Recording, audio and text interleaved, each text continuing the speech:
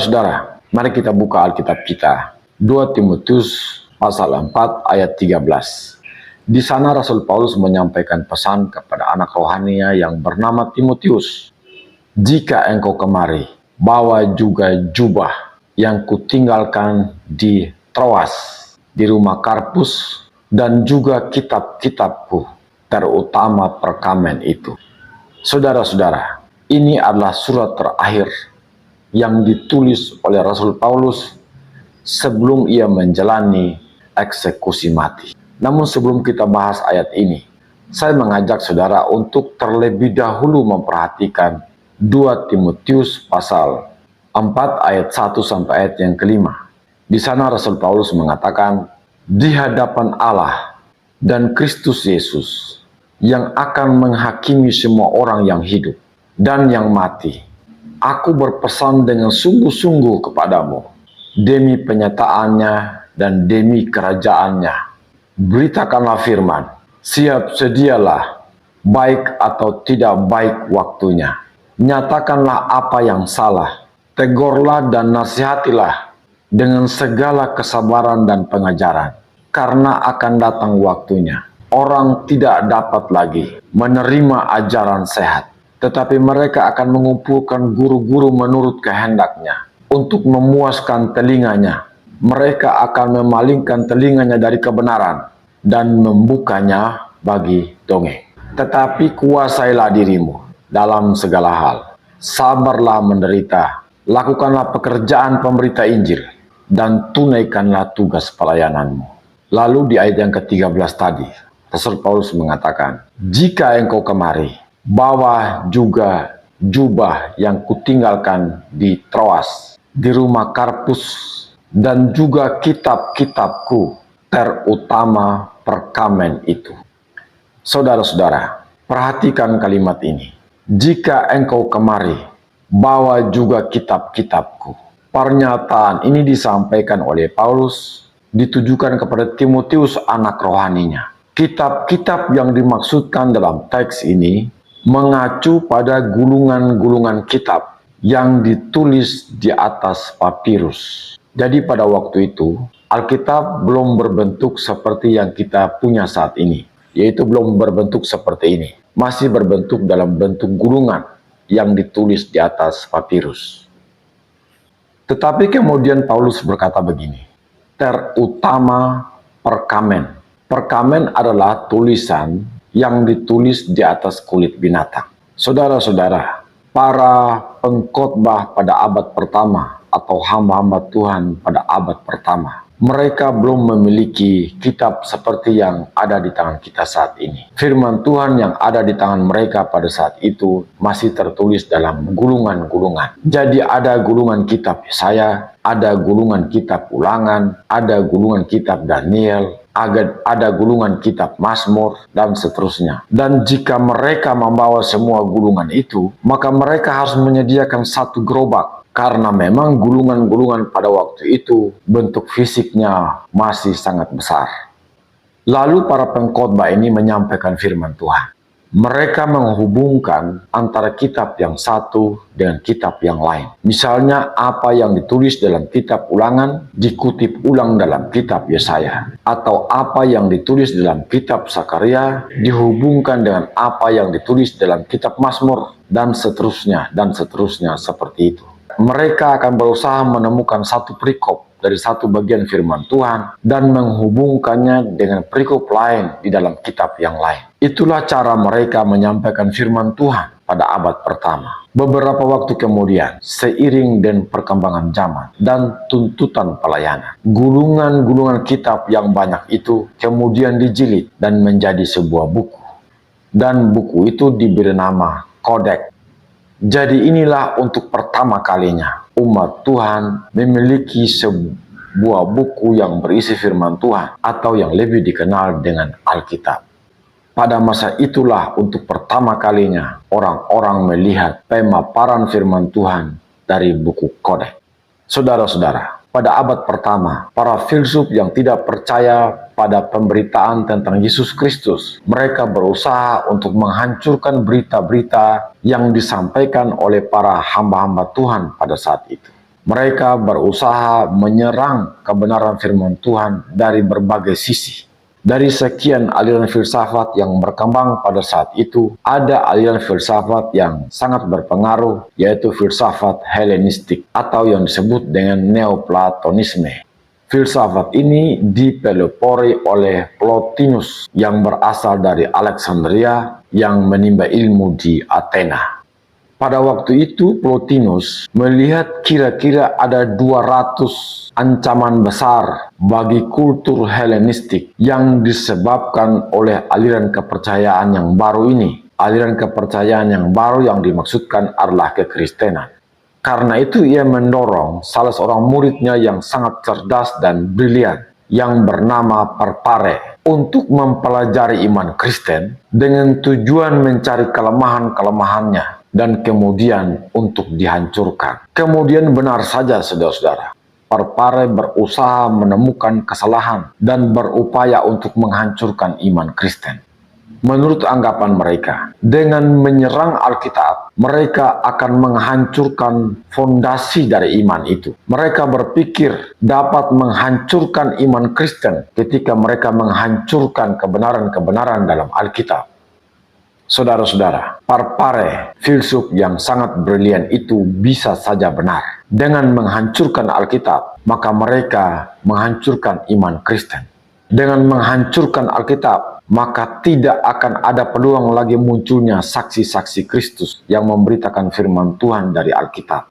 Dengan menghancurkan Alkitab, maka gereja dengan sendirinya akan hancur karena tidak ada dasar teologi untuk memulai pelayanan di sana. Dengan menghancurkan Alkitab, maka mereka akan menghancurkan pengharapan orang percaya tentang kebenaran-kebenaran Kristus. Itu menurut pandangan mereka, itu menurut anggapan mereka. Karena itu dengan berbagai cara mereka mengupayakan untuk menghancurkan iman Kristen yang dimulai dari penghancuran kebenaran-kebenaran atau membelokkan kebenaran-kebenaran yang terdapat di dalam Alkitab. Tetapi faktanya, semua upaya itu tidak berlaku. Karena ternyata Alkitab tidak dapat dihancurkan. Alkitab tidak dapat di bumi hanguskan. Mengapa Alkitab tidak bisa dihanguskan? Mengapa Alkitab tidak bisa punah? Mengapa Alkitab tidak bisa hilang dari peradaran? Mengapa Alkitab terus-menerus dicetak dan didistribusikan ke berbagai belahan di bumi ini? Bukankah upaya-upaya pembusukan dengan cara memasukkan ide-ide palsu ke dalam Alkitab telah dilakukan? Bukankah upaya-upaya dengan cara kekerasan telah dilakukan, seperti penganiayaan, bahkan pembunuhan kepada pengikut-pengikut Kristus telah dilakukan sedemikian rupa? Tetapi mengapa Alkitab tetap ada? Itu pertanyaan penting yang harus kita renungkan, saudara-saudara. Ada beberapa alasan yang harus kita pahami mengapa Alkitab tidak bisa di bumi hanguskan. Yang pertama, karena Alkitab adalah wahyu Allah atau firman Allah yang darinya manusia mempunyai kebenaran, yang darinya manusia mengetahui tentang rencana penyelamatan Allah kepada manusia berdosa. Saya ingin mengajak saudara untuk memperhatikan pada kisah penciptaan yang ditulis oleh Musa sekitar 1500 tahun sebelum Tuhan Yesus lahir. Jika saat ini ada pertanyaan, mengapa Allah tidak menyatakan hal-hal yang kita ketahui hari-hari ini? Mengapa Allah tidak menyatakan dalam firman-Nya hal-hal yang kita ketahui sebagai penemuan sains pada masa sekarang ini? Misalnya hal-hal yang berhubungan dengan atom atau atonomi. Hal-hal yang berhubungan dengan biologi atau rahasia sel atau enzim-enzim dan sistem anatomi. Mengapa Allah tidak menyatakan dalam firman-Nya rahasia-rahasia ilmu kimia dan astronomi dan ribuan sains lainnya yang kita kenal hari-hari ini? Mengapa Allah tidak menginspirasi Musa untuk menuliskan semua hal itu pada bagian pertama dari kitabnya? Saudara-saudara, tentu saja Allah mengetahui semua hal itu sebelum kita temukan pada masa ini. Semua hal itu baru saja kita temukan saat ini. Seperti apa yang disebut dengan pensilin, nilon, atom, pesawat terbang, pesawat jet, bahkan handphone canggih yang kita miliki pada masa sekarang ini. Tapi bukankah saudara tahu bahwa temuan-temuan itu bersumber dari benda-benda awal yang merupakan ciptaan Allah, dari materi awal yang diciptakan oleh Allah? Tapi pertanyaannya mungkin saja selalu ada dan mengatakan, mengapa Allah tidak mencatatnya dari awal sehingga manusia tidak perlu meragukan lagi akan keberadaan Allah? Ketika memikirkan semua itu, alasannya sangat jelas. Semua hal tentang Allah lebih vital dan fundamental, lebih utama, lebih penting daripada semua sains dan pengetahuan yang kita miliki saat ini. Yang lebih penting itu adalah tentang jiwa dan hubungan kita dengan Allah, hubungan manusia dengan Allah. Itu jauh lebih penting dari hal-hal yang lain yang tentu saja akan datang menurut waktu dan ketetapan dari Allah sendiri. Pengetahuan akan wahyu atau firman Allah jauh lebih penting. Dan itulah yang Allah nyatakan kepada Musa ketika ia mulai menuliskan tentang kisah awal penciptaan alam semesta ini. Tuhan melalui Musa, ia menyatakan hubungan kita dengan Allah dan bagaimana kita hidup dan berjalan di dalam kebenarannya. Dan bagaimana manusia berdosa ditebus, dan bagaimana kita berpotensi untuk mempunyai persekutuan yang erat dengan Tuhan jika kita tinggal dalam kebenarannya dan mempercayai kebenarannya. Dan bagaimana pada suatu hari kelak kita akan berhadapan muka dengan Allah pencipta langit dan bumi dan alam semesta ini. Semua itu yang ditulis dalam Alkitab. Itulah pesan utama dari Alkitab yang menjadi sumber kebenaran yang kita miliki saat ini. Saudara-saudara, kebenaran agung adalah kebenaran Allah. Hal-hal lain akan datang kemudian. Tetapi dasar yang utama adalah pengetahuan tentang Allah. Itu jauh lebih penting. Karena permulaan hikmat dan pengetahuan adalah takut akan Allah. Karena permulaan hikmat, pengetahuan akan Allah. Kehidupan kekal akan nyata ketika kita mengenal Tuhan kita. Satu-satunya Allah yang benar yang kita kenal di dalam Yesus Kristus. Yesus yang telah datang untuk menyelamatkan manusia berdosa. Yang telah memberikan dirinya untuk menjadi korban tebusan bagi penyelesaian dosa umat manusia.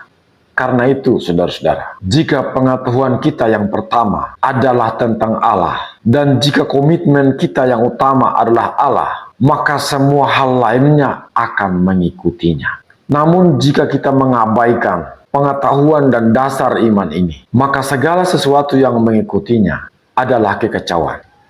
Iritasi ini akhirnya membawa pada keruntuhan dan kekacauan. Yang paling utama dan terutama adalah pengetahuan akan Allah. Itulah sebabnya mengapa wahyu Allah yang pertama adalah Alkitab. Yang berikut, pengetahuan tentang Alkitab.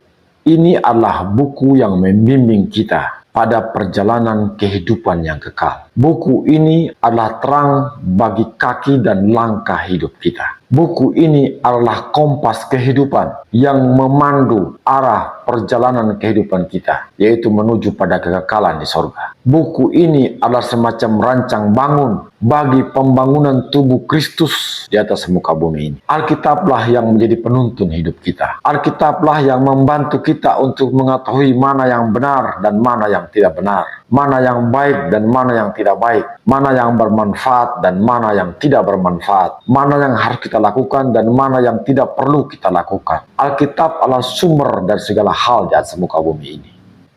Memang benar, ada ribuan suara di luar sana yang mendesak hati kita dengan berbagai pilihan. Mereka mungkin saja menawarkan, ini adalah jalan yang benar, ini adalah jalan kebaikan, ini adalah jalan kebijakan hidup. Tetapi semua itu tidak dapat dipegang, tidak dapat kita andalkan. Sebab Allah yang benar telah berkata begini, engkau harus mendengarkan firman-Ku dan berjalanlah di dalam jalan kebenaran-Ku. Kedua, Alkitab memberikan pengharapan tentang datangnya dunia yang lebih baik. Ini adalah pengharapan kita, yaitu janji tentang datangnya keadaan yang lebih baik di dalam Kristus. Ketika waktu kematian tiba, jika ia tidak menunda kedatangannya, maka itu akan menjadi kedatangan yang tidak dapat dihindarkan.